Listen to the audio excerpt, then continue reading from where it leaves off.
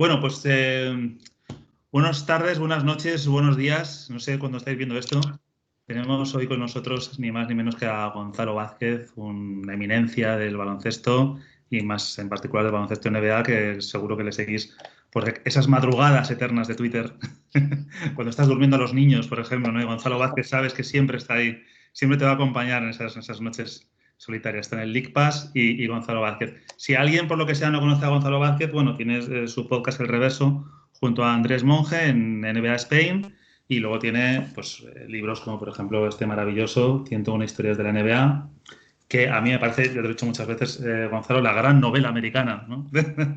Que ahí lo hayas conseguido. Tiene esta especie de continuación, que es Secretos a Contraluz, más o menos, vamos a llamarlo continuación, por llamarlo de alguna manera, es decir, que son más historias de la NBA.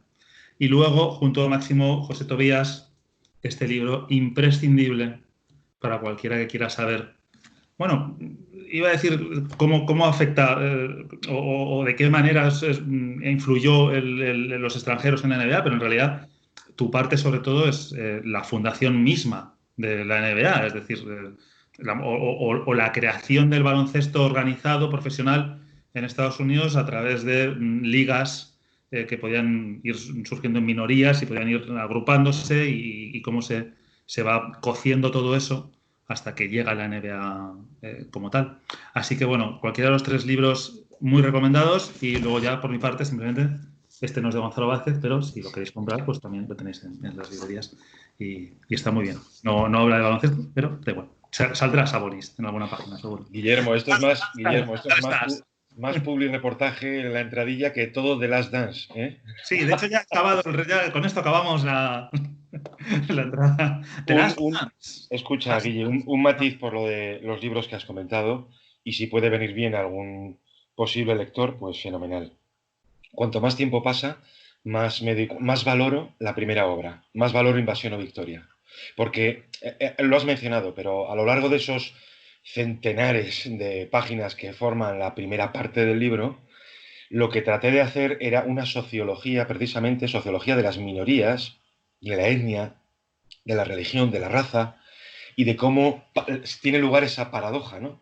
El hecho de que en el baloncesto profesional estadounidense tardaran tanto en entrar algunas minorías raciales cuando desde su raíz, desde el nacimiento mismo del juego, en el año 1891, en aquel experimento de Naismith, en Springfield, la diversidad demográfica de la sociedad americana era efectivamente diversa y múltiple y variada, ¿no?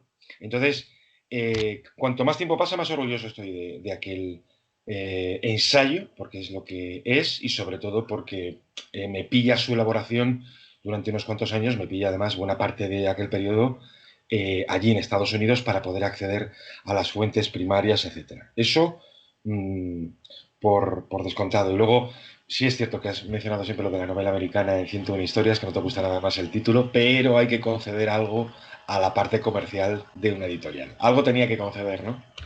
Sí, Y es es algo, razonable. ese contenido es algo por lo que tú y yo, además, pues nos sentimos muy vinculados. Quiero decir que ahí tú sabes, Guillermo, que la parte propiamente de novela americana, novela europea, me da igual cuando decir novela, a fin de cuentas, Bueno, que es, digamos, ese fascinante vínculo entre realidad y ficción, que es lo que tanto nos une como amigos. Sí, sí, sí. no sé, te digo, la verdad es que me gustan los tres, me gustan los tres. Es verdad que lo único que no me gusta es mucho el título de uno de ellos, No, lo sé. pero la verdad es que la capacidad sí, la capacidad lo hemos hablado varias veces, ¿no? Desde, tú dices, en concreto el primero lo escribiste ahí en Nueva York, pero la facilidad para que un tío del País Vasco coja y entienda los miles de matices que hay en una sociedad como la americana es sorprendente. La verdad es que es tremendo. Y volviendo a lo último que decías, bueno, me parece que no queda otra opción que empezar con The Last Dance. Bueno, ¿Lo has visto? ¿Alguna valoración muy breve? No le vamos a dar. Si alguien ha venido aquí a ver The Last Dance, habrá otros podcasts simplemente, pero bueno, como ha surgido, valoración breve, Gonzalo Vázquez, sobre The Last Dance. bueno, lo de breve está bien, Guillermo, porque al final, bueno, pues tanto Andrés como yo nos sentimos obligados a dedicar algo a, al documental y lo hicimos en la edición creo 103 del Reverso, pues hablando de la dimensión más espectral de Jordan, que ha sido siempre la apolítica, y a raíz de eso explicar un poco cómo fue pues este deportista absolutamente único. Mi opinión en esto, para zanjar un poco el asunto, que ha explotado de una forma brutal, tanto para los que pudimos seguir, digamos, un poco en vivo, en directo su carrera, como para los que no y han descubierto ahora esto. Sí noto una brecha en la percepción de ambas generaciones. Mm. Digamos que la nuestra está más dispuesta a afrontar cierto espíritu crítico con alguien como él, que ha sido durante mucho tiempo una figura absolutamente venerada e intocable.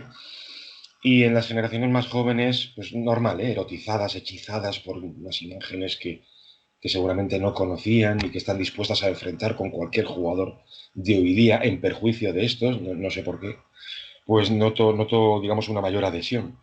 Eh, Adhesión al personaje, dices. sí, adhesión a todo, al personaje, a la pieza, al producto, Mm. a que, a que hay que, como la teoría hipodérmica, hay que tragarse absolutamente todo lo que te cuentan. Y yo simplemente digo dos cosas. Una, yo me tragaré The Last Dance, tenga 10, 20 o 50 entregas, y si en todas y cada una de ellas está la mano de Michael, yo no tengo ningún problema, yo voy a disfrutar muchísimo Sí. todo eso. Esa es la parte, digamos, infantil en mí, que es la más valiosa de todas. Y luego Sí, está la parte y la más, profesional. y la más de disfrutar. La verdad es que yo me acuerdo cuando empecé a verlo con unas expectativas brutales, porque además incluso a mí el título, el de Last Dance, el último baile que le pone Phil Jackson, a mí es que me ha marcado. Yo luego, que tú y yo compartimos, a veces en Jotdown compartimos algunos artículos ahí, yo tenía una sección en Jotdown que se llamaba El último baile. Y se llamaba El último baile y era siempre el último no sé qué de no sé cuántos, el último tal, el último cual, y era el último baile por Phil Jackson.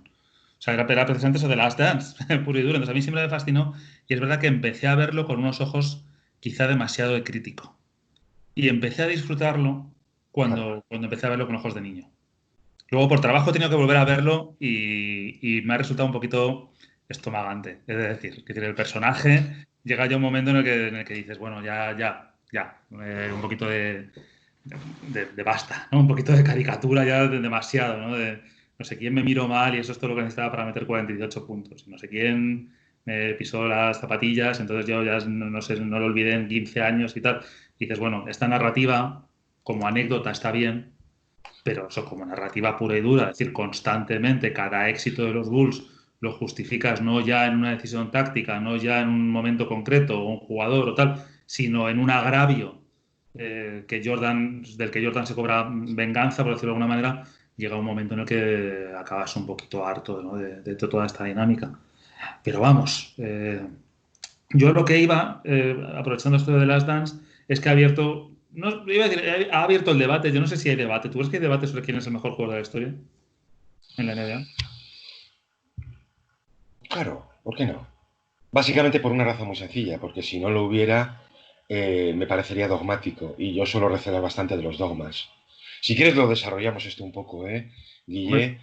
Creo que hay eh, una interpretación que a mí particularmente no me gusta, especialmente las generaciones más jóvenes que empiezan a entender el baloncesto o que lo entienden, sobre todo el baloncesto NBA, que es como el que tiene mayor fuerza imperial de conquista, ¿no? al mundo, como si esto fuera tenis. Como si esto fuera tenis, ya. a través de jugadores y Mm. punto. Pues el mejor es este, no, el mejor es este. Y aparte, cuidado, que tú coges a dos de los mejores jugadores de la historia y para venerar a uno hay que despreciar y hundir y sepultar al otro. Eso es terrible. Entonces, bueno, por esa parte Mm. sonrojante no voy a entrar, no voy a entrar nunca. Lo que sí tengo es una visión cada vez más poliédrica y múltiple o relajada sobre quiénes pueden acceder, digamos, a ese debate, porque si bien este es un deporte de equipo, pues también nosotros estamos lógicamente marcados por esos jugadores que han sido indudablemente los más dominantes, ¿no? Cuanto más nos alejamos del pasado, más se cobra, digamos, la visión actual, injustamente además creo, bueno, pues la percepción que pueda haber sobre un Josh Mikan, sobre un Bill Russell, Mm. Y eso me parece injusto. Pero sí hay una serie de jugadores que están perfectamente, que pueden entrar en ese debate sin ningún problema. Sin ningún problema, porque hay que recordar que Jordan, pues, vamos, yo no tengo absolutamente nada en contra de quien lo estime como el mejor jugador de la historia. Desde luego, si la cuestión es ganar o que alguien te acerque a la victoria, no estás solo, ¿vale? Pero no tengo ningún problema en ese sentido. Pero afortunadamente el baloncesto es tan rico que permite otras interpretaciones del juego. Otras interpretaciones del juego tan legítimas o más que la netamente individual de yo contra el mundo del propio Jordan. Así que esto vamos, y con los años es una percepción personal que se ha ido reforzando. Está muy bien esto de que Jordan ha sido el más grande y tal cual, pero si yo de repente me levanto un día y considero que el mejor ha sido Magic Johnson, o que el mejor ha sido LeBron James, o que el mejor ha sido el mejor Larry Bird, o que el mejor ha sido Karim Abdul-Jabbar, pues perfectamente me vale en este debate. Ya te digo que es un debate es decir, es un debate que puede ser interpretado de manera fina, inteligente, a desarrollar, o puede ser un debate de brocha gorda en el que no voy a entrar en absoluto. No me interesa para nada, vamos. Ya te digo que esto, cuando el baloncesto, en esto de quién es el mejor y tal cual, se interpreta como si esto fuera tenis, de verdad. Mira que en el tenis ya es difícil, ¿eh? Bueno, tenemos una en el tenis, yo sabes que escribo mucho sobre tenis. Claro, Guille, porque yo sé que además Tenemos una en el tenis un gran montada amante del tenis y con el que más creo que grande, eso es el tenis, complicado. claro, que creo Es que tiene individual, o sea que sus imagínate. superficies, sus tal, igual. Pues imagínate el baloncesto que es un deporte de equipo. Mm. Quiero decir con todo esto que al final es un debate que puede ser apasionante, fascinante y que entra en un género muy, muy, muy complejo y que yo estoy dispuesto a formar parte de cualquier mesa redonda en ese sentido. Pero el tema de que Jordan es el mejor y el siguiente es que no le llega ni a la suela de los zapatos. Bueno, para empezar, eso no es un argumento. Entonces ya está, sin más. Es tan sencillo como esto. Yo Y te tengo mi propia comentaba, visión, entonces, perdón, te comentaba antes de que empezáramos a grabar, porque ya hemos comentado cuando yo te convencí para ponerte aquí delante de la cámara, que no es fácil, te dije Karim, ¿no? Vamos a hablar de Karim. Y yo te dije, joder, me apetecía hablar de Karim porque me parece un personaje, pues, no voy a decir olvidado, joder, olvidado es un verbo muy fuerte, ¿no? Pero un adjetivo muy fuerte. Pero me parece un personaje que cuando yo, ojo, claro, es que igual yo no soy tan, o me muevo en otros círculos, quizá más amateur, no sé cómo decirlo, ¿no? Y cuando yo hago estas comparaciones y comparan a Michael Jordan el mejor, bueno, Magic Johnson, bueno, Larry Bird, bueno, Bill Russell lo que hizo con los Celtics, ¿no? Rara vez se te van a George Mikan, eso es muy complicado. Pero te lo comparan con Kobe Bryant, con LeBron James, y a mí poca gente me saca a Karim Abdul-Jabbar. Y es cierto que lo saqué yo un día en Twitter, en plan de, bueno, ojo, saqué aquí un señor que ganó la NCAA, bueno, corrígeme tú, creo que fueron 4 veces, ¿no? En UCLA 4 años directamente. tres, 3 años en UCLA y que luego ganó 6 campeonatos en la NBA, que se retiró como el máximo anotador histórico de la competición y que bueno, yo el recuerdo, fíjate, el recuerdo que tengo de Karim Abdul-Jabbar son los 2 tiros libres que le mete a los Detroit Pistons en el último título de aquellos 80. Y fíjate que contamos, por ejemplo, siempre contamos, no ya la historia, contamos los 80 como un Bird contra Magic, con Jordan de por medio, y nos olvidamos de un señor que con 40 años ganó 5 títulos como el que más, e incluso en el último de ellos, eso, con 40 tacos, cuando el balón llega a alguien en esa última posesión de ese partido, ese sexto partido mágico de las finales del 89, ¿el 89 o el 88? El 88. Cuando Eh, él tiene 40 años en las finales del 87 y si quieres traer a colación a Karim de aquellas finales, me parece fantástico porque su nivel es extraordinario. O sea, su nivel es extraordinario. se creo que Y además al año siguiente, cuando la ellos bola le le va a dan... él. O sea, que la bola va a Karim directamente. Que dices, Sí, ¿con sí, quién no sí, la sí. jugamos? Con Karim, aunque tenga 41 años. No, exacto. Una de Entonces, las sets que tenía Riley, además en las prioritarias del equipo, era efectivamente la misma jugada que tenía un Westhead en el año eso 80. es. Y al año siguiente, ya con 41 años, cuando ellos repiten el 88, el papel de Karim es absolutamente fundamental, pero fundamental. Ya es mucho menor y relativo, vamos, solo faltaría, con 42 años en las finales del 89, que creo que incluso sin Finales raras se tocan. incluso sin la lesión de Magic, ya, pero yo creo que incluso sin la lesión de Magic Johnson era ya territorio aquello de los Pistons. Sí. Es posible que incluso con Johnson pues hubiésemos asistido a un 4-1, milagrosamente un 4-2, pero vamos, quiero decir, si tú lo has mencionado, el caso de Kareem Abdul-Jabbar, mira, cojamos el ejemplo de LeBron James. Es difícil mantener tanta excelencia durante tanto tiempo. Durante tanto tiempo, nos olvidamos de que lleva en la NBA desde el año 2003, que tiene 35 palos, y todavía está a menos de 5.000 puntos, ¿eh? Pero Karim todavía queda muy por encima. Es para que nos hagamos una idea de la increíble durabilidad como anotador, por cierto, de 2 puntos, que tuvo Karim durante 20 años, durante 2 décadas. Y es cierto. Mira, yo no tengo, sobre lo que comentabas, es cierto, yo te lo compro. Es decir, Karim, el pobre, pues con una visión también muy, un poco del mundo de hoy, ¿no? Que es como muy salvaje y muy... Y es curioso, ¿no? Pero es muy macho alfista también, ¿no? Hay quien saca la cabeza y este es el mejor. Y Karim se va apagando su figura un poco como posible GOAT y tal, cuando lo tiene todo. Tiene todo, digamos. Es que Responde a todos los parámetros y a todos los factores clásicos. Por supuesto, vamos, todos los jugadores tienen un periodo en el que no ganan. Y de hecho, Abdul-Jabbar, el propio Karim, fue muy sincero cuando llega Magic Johnson en el 79 y años después lo refiere como my liberation, mi liberación, como diciendo, mi carrera no hubiese durado lo que duró, ni hubiese tenido el brillo que tuvo sin que el destino me hubiese hecho caer aquí a esta gloria y a este genio. Luego habría que añadir a James Worthy, bueno, el propio Riley, a todo un equipazo como tuvieron los Lakers que llegan a reunir hasta 4 números 1 del draft. Pero bueno,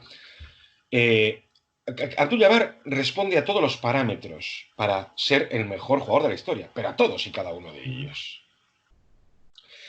Entonces yo, en ese sentido, yo no tengo ningún problema en quien lo considere el mejor de la historia, de verdad, no es el típico debate que a mí me haría encender, para nada.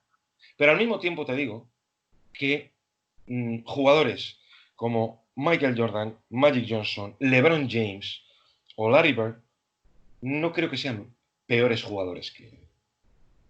Y viceversa. Si es que ese es el debate por el que te hablaba, es decir, creo, al final, cuanto más años pasan, cuanto más tiempo pasa, más me convence el concepto este que es un poco horroroso también del tier, ¿no? Es la categoría, el grupo en el que, oye, ¿cuál es? En esta vamos a establecer una jerarquía, una pirámide. Te ponen mejor equipo. Vamos a hablar del... ¿no? O te ponen, crea con 100 millones, crea tu equipo. Bueno, te ponen 30 sí, que al final es el pretexto con la excusa un poco dineraria y tal. Pero bueno, al margen de... Yo a una pirámide sí estoy dispuesto a entrar. Estoy dispuesto a entrar, ¿no? Y al mismo tiempo digo bueno, que efectivamente sí te compro la parte de Abdul-Jabbar, igual que te compro la de que hay muchísima gente, para desgracia suya, que consideran que las visiones de dormitorio deben pesar mucho y las de sus amigos y tal, que se han perdido la carrera de LeBron James. Que cuando LeBron James ha estado trabajando, ellos estaban durmiendo. Sí, suelen ser los más duros, además, en redes y tal cual. Y te encuentras con que LeBron no forma parte de... ¿Perdona? Es decir, cuidado con eso. Por eso te digo que al final, uno a uno, todos tienen una lectura fantástica. Es decir, tú coges a Larry Bird y yo creo que entre... Esto lo he comentado en alguna ocasión, incluso creo haberlo dicho en una ocasión en un tuit y he llegado a ver ese tuit en el perfil de algunos... Lo típico, sí que le gustó tanto la frase. Venía a decir algo así que no se ha demostrado poder jugar mejor a baloncesto que el Larry Bird del 84 al 86. Lo sigo creyendo, es cierto. No se puede interpretar mejor el juego con las armas de que tú dispones que aquel trienio de Bird, por ejemplo, ¿no? El genio de Magic Johnson no ha sido superado aún. Eso desciende a otros jugadores, insisto. Caso de Jordan. Jordan en ejecución no hay nada. En ejecución como tal. Sin embargo, en el acto de creación, Jordan era bastante ordinario. Pese a su temporada del 89. Es como decir, en términos de ejecución, Base, ¿no? Kevin Durant está en el Tier 1 más Mm. absoluto. Entonces, insisto, si este debate es fascinante, pero hecho o interpretado con cierto respeto, por supuesto, con cierta profundidad, con lo más importante de todo, que es aplicar cierta inteligencia, digamos, en las cuestiones a poner sobre la mesa, etcétera. Yo por donde no paso es, pues eso que te he dicho, en algo que cada vez veo más, además es curioso, ¿no? Pero en algo que cada vez veo más. Mira, hace poco recuerdo tirar un tuit en plan sociocultural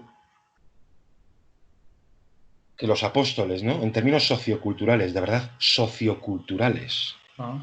Socioculturales, donde efectivamente metías a Russell, metías a Oscar Robertson. Había un chiquito, no tendría más de 20 años, y se ríe porque decía, ¿quién es Oscar Robertson? Como comparándolo con Kobe Bryant.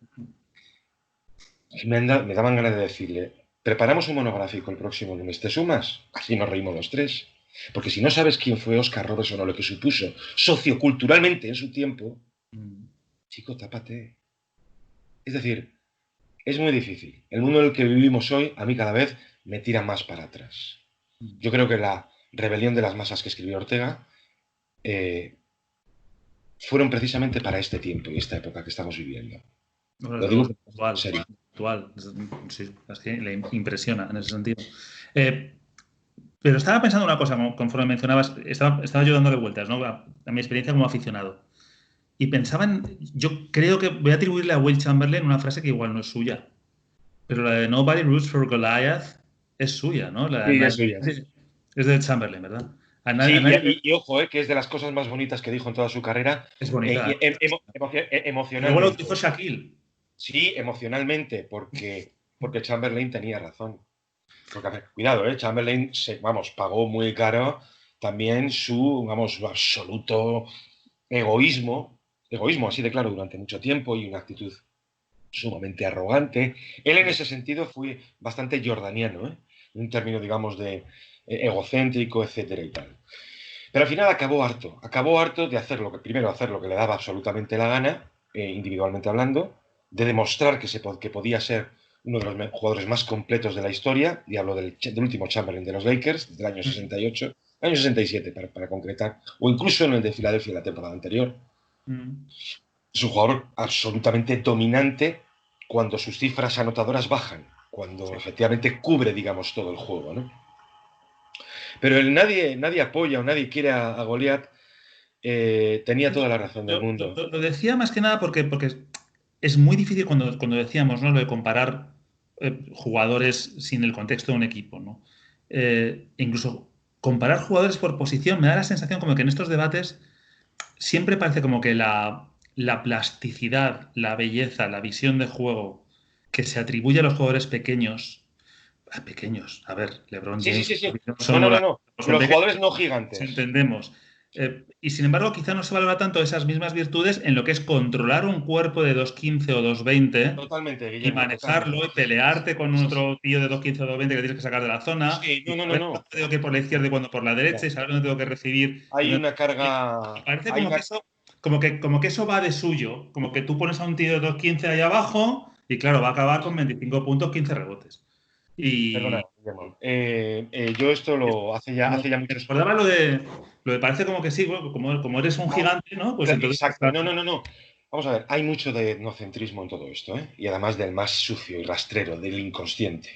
Del hecho de que los gigantes, sí, porque al final es como una especie de un profesor de una asignatura llamada opinión pública. Me venía a decir que la opinión pública al final era como cuando haces el zumo por las mañanas de ese néctar. Claro, la opinión pública es, bueno, pues mira, estas 7 naranjas son todos los sectores sociales, vamos a exprimirlas y esto que te sale aquí es la opinión pública, que era una mezcla que era bastante irreal. Es como cuando se dice de acceder al poder un partido político, es cuando se ha vaciado de contenido. Pues esto es un poco lo mismo, ¿no? Digo que hay mucho etnocentrismo, pues yo recuerdo, es decir, que los gigantes no tienen que pedir perdón por serlo.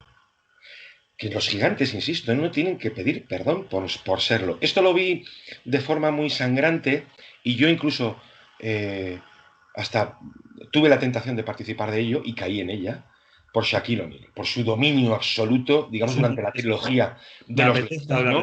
Que te venían a decir que uno mismo llegaba a creer diciendo, en términos de mérito, en términos de meritocracia, ¿no? Es decir, hombre, es que claro, con ese cuerpo, oiga, pues mire usted. Además, es curioso el tema de los gigantes, porque al final los gigantes han demostrado ser mucho más inteligentes de lo que la historia ha estado dispuesta a creer.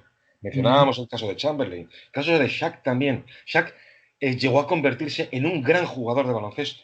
Quiero decir, que no es el primer Shaq, el hormonal, el meramente físico, atlético y dominante de los Magic, que lo sufre además en términos de equipo, pues en las finales del 95, no tiene nada que ver con el Shaq posterior, que fue un gran intérprete del juego, como llegó a reconocer el propio Phil Jackson, además del físico que exhibía. Pero ya, tú lo has dicho, claro que existe la noción de talento físico, claro que existe la noción de talento físico para poder mover, articular coordinadamente esos cuerpos gigantescos que no tiene la mayoría de la población. Y esa opinión pública procede de la mayoría de la población, cuyo promedio de estatura pues, puede estar entre unos 70 unos 73. Entonces es normal que se recele de estos gigantes que deben ver muy cerca el aro. Y no es así. Estoy muy de acuerdo con que se ha tratado muy injustamente a los gigantes, incluido el propio Karim. Oye, ¿y a Shaquille dónde le ponemos? ¿Le pondríamos en esta? Es decir, ¿estarías dispuesto en algún momento a plantearte, quizá no como el mejor jugador de la historia, pero sí como el jugador más dominante en ese intervalo, digamos, entre Jordan y LeBron? ¿O se lo dejamos a Kobe Bryant? ¿O lo compartimos? ¿O qué hacemos? Bueno, o metemos otros jugadores. Que decir, también... No. Respecto a lo del taller que comentábamos antes, el Shaquille más dominante está en el absoluto taller 1 de dominios.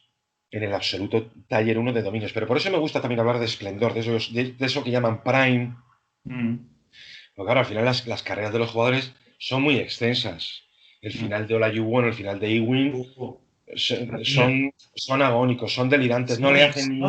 Ewing no acaba en los Sonics. No sé, tengo yo una en los Sonics. Sí, o pensar en el Olajuwon de los Raptors y demás y tal. Es decir, son meramente... Cuidado, porque no tocan... A mí no tiene ningún problema. Es decir, el hecho del Jordan de los Wizards, bueno, yo no tengo ningún problema. No, manchó su legado. No, pero ¿cómo nos lo pasamos? Nada, no pasa absolutamente nada. Él manchó su legado, pero nosotros nos lo pasamos muy bien. El legado, ¿qué pasa? ¿Que ha desaparecido algo del legado anterior? No. Entonces, en el caso de Shaq, yo lo que sí estoy dispuesto es a aceptar que el nivel que él exhibe entre el 99 y el 2002, 2003, podemos ampliar incluso hasta junio de 2004 cuando se la pegan en el Palace, pero digamos que ese dominio que todos recordamos, que todos sabemos situar, es de taller absolutamente uno. Es como lo que hemos comentado antes del Bird, ¿no? Es decir, a mí me gusta también, insisto, no solamente agrupar en diversas categorías, sino escoger determinados primes, claro. ¿Por qué? Porque las cumbres en particular de algunos jugadores son altísimas. Y ojo, que ahí el debate se nos abre muchísimo más para, bueno, pues abrir el baúl y empezar a sacar jugadores de la chistera tipo Gilbert Arenas o el mismísimo Iverson, ¿no? O el mismo Bryant, cuidado, es decir, insisto, es que hay... Lo que pasa es que yo con los años al final me va interesando más la cobertura del juego. Yo acepto los niveles de anotación, los niveles defensivos, los niveles como muy en particular, ¿no? La barbarie de especialismo. Pero a mí lo que me va poniendo cada vez más en esa categoría número 1 es la cobertura del juego. Los jugadores que más juego han cubierto, a mayor nivel, durante más tiempo. Te voy a hacer un par de preguntas sobre dos jugadores que han surgido en esta conversación.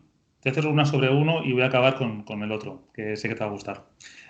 Iverson. Y aquí te lo digo como eso. Esto es una charla entre amigos, así que te lo digo con la total sinceridad. A mí el fenómeno Iverson se me escapa. Porque yo sé que Iverson es un fenómeno. O sea, yo sé que es un fenómeno. O sea, lo veo en las declaraciones, en el estatus que tiene, en todo, en la admiración que despierta en exjugadores, en jugadores actuales, en especialistas en todos lados. Pero yo me lo perdí, tío.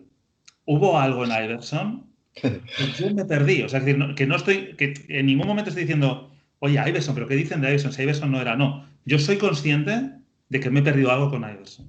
Me gustaría saber qué me he perdido. Gonzalo, explícamelo. sea, ¿por qué es tan importante Iverson? No, ¿sabe lo que pasa? Que con Iverson asoma también la mentalidad conservadora. Me vas a entender enseguida.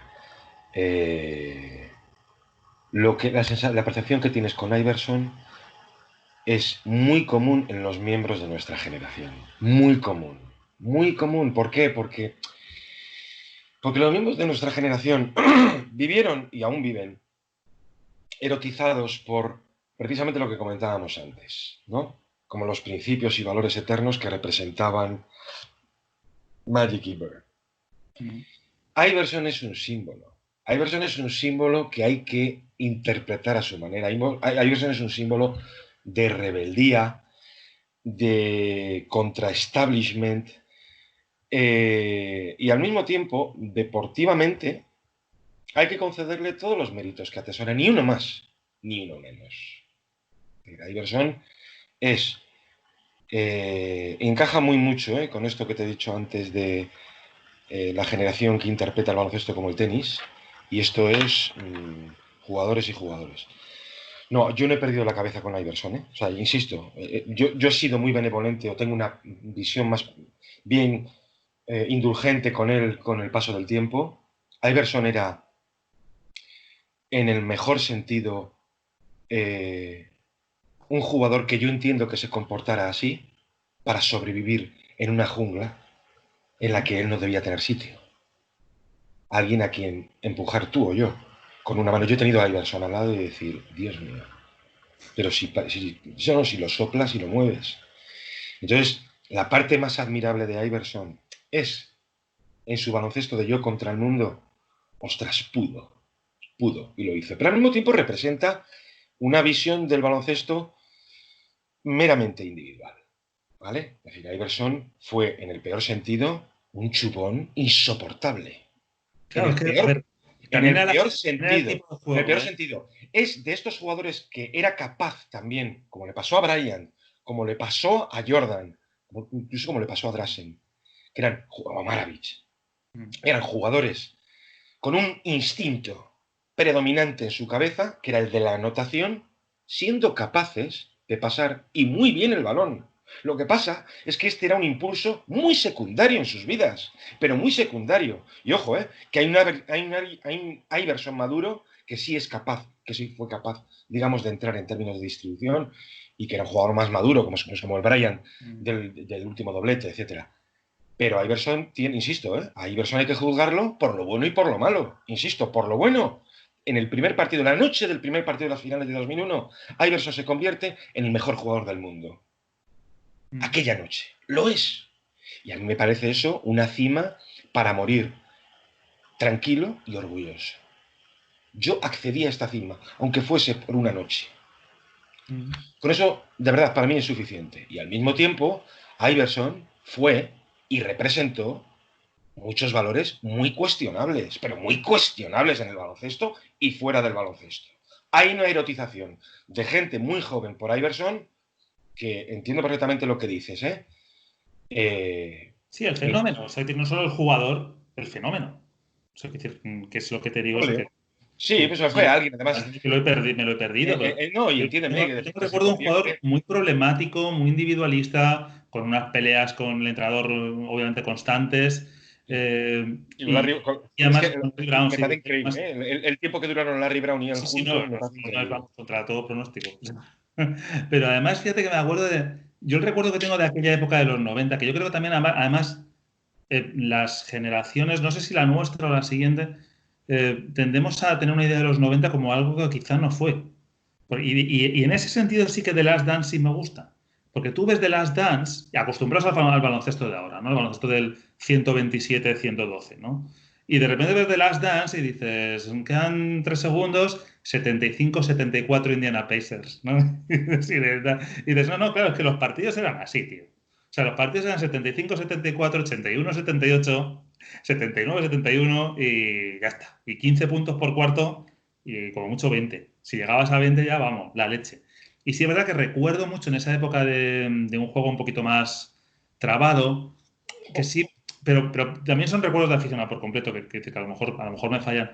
Pero sí recuerdo eso que era como todos los equipos tienen el tío al que se la daban y se la jugaba. O sea, todo defensa y un tío al que se la dabas, que puede ser Jerry Stackhouse, o que depende del nivel, ¿no? del talento de cada uno, ¿no? O Ray Allen, o en este caso Allen Iverson, tal, que cogía y lo que tú dices contra el mundo. O sea, es decir, yo cojo y al final me la tiro. Y normalmente eso cuando quedan 2 o 3 segundos para acabar. Entonces yo no sé por qué no tengo un recuerdo como aficionado, o Tracy McGrady, por ejemplo. No tengo un recuerdo especialmente bonito de aquel baloncesto, fíjate. No sé, me va siendo como que me perdí algo en eso, porque ni veía yo grandes estrellas, ni veía. Es decir, pues decir, en los 90, en el 93 era igual, cuando estaba Riley en los Knicks. Pero bueno, sí, joder, pero molaba, tío, eran muy buenos jugadores. No sé cómo decirte, veía mucha calidad ahí. Y sin embargo, el recuerdo que tengo de finales de los 90, principios de los 2000 es un poquito más trabadete. Y ahí es donde quizá yo he metido a Iverson, por lo que sea, lo he metido en esa categoría de mi experiencia como aficionado un poco más desilusionado. No sé cómo calificarlo. Sí. ¿Me dejas hacer una recomendación Claro. de absoluto spam? Mira, nosotros dedicamos una edición en el reverso que lleva por título Historia de una revolución, eh, en la que desarrollamos todo esto, esta percepción absolutamente real. Pero déjame añadir una postdata. Por muchas críticas que hay al baloncesto de hoy y ese 132, 131 a final del tercer cuarto. Mm. Sí, sí, sí. Eh, es que esta explosión anotadora es la más común en la historia de la NBA. Es decir, la excepción fueron precisamente, de verdad, los años 90. Y Sí, si viéramos el baloncesto de los años 60, especialmente de la segunda mitad, el baloncesto de hoy nos parecería lento. De verdad. curioso. Mm. Entonces, lo ocurrido en los años 90 es así. Ya te digo que se puede entrar en un debate mucho más profundo por cambio generacional, porque en los años 90 apuran una generación anterior gloriosa, una generación ya muy veterana, especialmente la segunda mitad. Pero ese es un debate un tanto molesto, porque yo creo que el revisionismo es peligroso en tanto en cuanto es aplicable a todos. A todos. O sea, si tú entras con la revisión, de verdad, no se escapa nadie, ¿vale? Pero el baloncesto era eso. El baloncesto de la isolation pura y dura, ¿vale? Mm. Sí, sí. Del aclarado y cuatro mirando, Mm. encerrados como una trinchera en la pintura. Eso fue Mm. durante muchos años el baloncesto NBA. Hasta Mm. que hubo que entrar con las tijeras a abrir todo aquello. Esto ya sucede a finales de los 70. El meterles a todos debajo del aro en la temporada 77-78, que creo que desata un número de peleas el mayor de la historia, pero peleas de verdad, más de 40, obliga ya de una vez por todas aquella maravilla que había implementado la ABA llamada triple, para abrir a todos. Y se tardaron muchos años en descifrar lo que era aquella línea de 3 puntos. Muchos años. Hoy estamos viendo, hoy asistimos, digamos, a esa cumbre de la revolución, que yo no sé lo que durará, o si se prolongará más, o si obligará, que podría ser perfectamente, a un nuevo cambio para reprimir ese baloncesto casi exclusivamente de 3 puntos. Mm. Y la última pregunta que quería hacerte, porque ya llevamos un buen rato y sé que estás muy ocupado. Bueno, joder, quédate a gusto con LeBron James, porque lo has mencionado varias veces y yo sé que es una debilidad tuya. No, Y decías eso, que muy rápidamente quitamos a LeBron James de este debate, ¿no? Como muy rápidamente nos lo quitamos de encima, como si ni no, siquiera pudiera estar no, que, contemplado, ¿no? No que ya. todavía, no, que todavía, pero es una cosa, vi hace poco, no sé dónde fue, ya solo entro en las redes por la noche, bueno, desde hace tiempo, y de repente pues te sale, ¿no? Creo que la pregunta del vídeo tertulia era algo así como, ¿se sienta LeBron James en la misma mesa que Magic Johnson y Larry Bird? ¿Perdona? ¿Cómo? Pocas personas puedes ver y conocer más enamoradas que yo de Larry Bird. Yo cuando salía con los colegas solía llevar un rotulador y en todos los baños en los que entraba, que imagínate en que he estado muchas veces, ponía, escribía. Lo que se solía escribir en los baños, yo ponía en todos los sitios donde iba. Lo hice en decenas y decenas de bares de Bilbao y alrededores. Estaba enamorado y sigo enamorado de ese jugador que me parece el baloncesto cerebral más absoluto.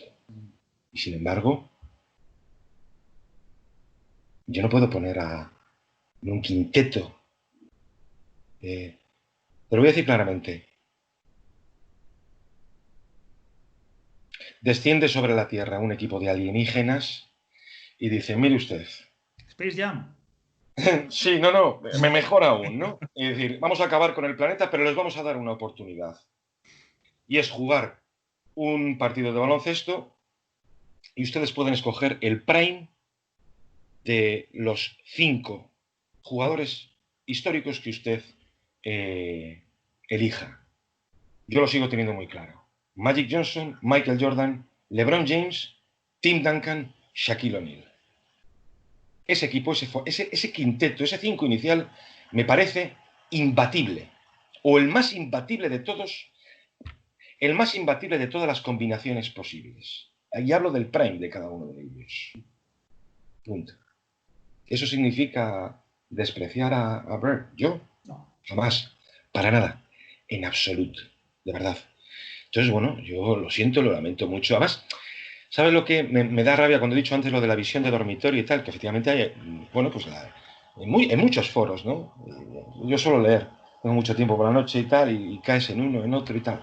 Lees cada cosa y, Dios mío, casi 20 años después de la entrada de LeBron James al baloncesto profesional, lees algunas cosas y dices... Y digo, afortunadamente, porque el baloncesto tiene su propio lenguaje. Es como la historia. Sí, sí. Es como la historia, ¿no?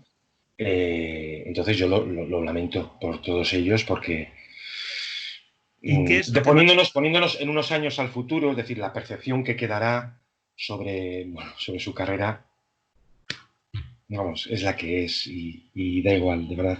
Aparte, en fin, sí, yo lo he pasado mal incluso por defenderlo, ¿no? Pero por defenderlo cuando tenía 24 años, 21 años, incluso cuando tenía 16 años, yo lo descubro, ¿no? Sí, sí, sí, en el instituto. Y lo persigo desde entonces. Es el mejor deportista de instituto en la historia de los Estados Unidos, que es como decir Dios. Y a partir de ahí toda la presión, pero la presión de un mundo completamente nuevo que Jordan no conoció, ni Jordan, ni Magic, ni la visión del escrutinio global de ese gran hermano encima de... Yo he compartido allí años con él y veía lo que era eso. Yo pensaba, yo me volvería loco. Yo no podría. Ojo, que Jordan en ese sentido también, Lo hemos visto. ¿no? Es decir, estas personas que están, Que ¿cómo puede están, ser? que Con trascienden por 25 años, completo. tener de verdad, o sea, después de una derrota durísima, saber que tienes que salir al estrado y había allí centenares y algunas auténticas lenguas viperinas, mantener el tipo yo, de verdad, decía, ¡guau! Es tremendo, es increíble. Entonces, en términos de responder a una presión y un tonelaje infinitos, LeBron ha sido... Además, ya te digo que como jugador de baloncesto lo tengo muy claro. Nadie ha cubierto más juego a mayor nivel durante más tiempo que él. Y en estas noches, ya lo último, te lo juro, lo último. En estas noches, eso de insomnio, viendo foros en las que te Bueno, cabreas viendo eso, cosas que dicen todavía, ¿qué es lo que más te cabrea? Todos tenemos algo con lo que saltamos. O sea, por muy moderados que seamos, o por mucho que nos acostumbremos a que los demás tengan una opinión distinta a la nuestra y en ocasiones pensemos que nos lleva una opinión, que es un puro vómito, siempre hay un punto que aún así pasan los años y dices, mira, estoy hasta las narices de que repitan esto de LeBron James cuando es mentira. O sea, cuando no, o sea, no se están enterando. ¿Qué es eso? Que te, no sé, que te pincha por dentro cuando lo ves y dices, bueno, o sea, ya, cierro el navegador. no lo sé, Guillermo. O sea, sí lo sé, pero no. Me da esta pereza. No lo sé. Quiero decir, eh, yo mandaba las redes, de verdad. Yo añoro un mundo sin ellas. Y ojo, que soy una persona, un tipo que me considero súper mimado. Pues Y vamos, si quieres, comentaristas de Estados Unidos, porque LeBron James es un nombre que tiene sus haters también dentro de los medios de comunicación de allí. ¿Qué comentario de tal experto, entre comillas, o tal exjugador que de repente ahora, por ser exjugador, ya lo conoce todo, te saca de quicio normalmente cuando se refieren a LeBron James? no lo sé. Quiero decir, hace un poco veías la declaración de Paul Pierce y tal. Ah, Pero bueno. te hace gracia, sin más. Te hace gracia, ¿por qué? Porque en el fondo En el fondo es que a veces creo que nos equivocamos, ¿no? En el sentido sobre todo de que yo hace muchos años eh, publiqué un artículo que se llamaba Baloncesto y Saber. Mm. ¿Qué hacía en aquel artículo? Bueno, pues fragmentar, digamos, los diversos saberes que hay por el baloncesto.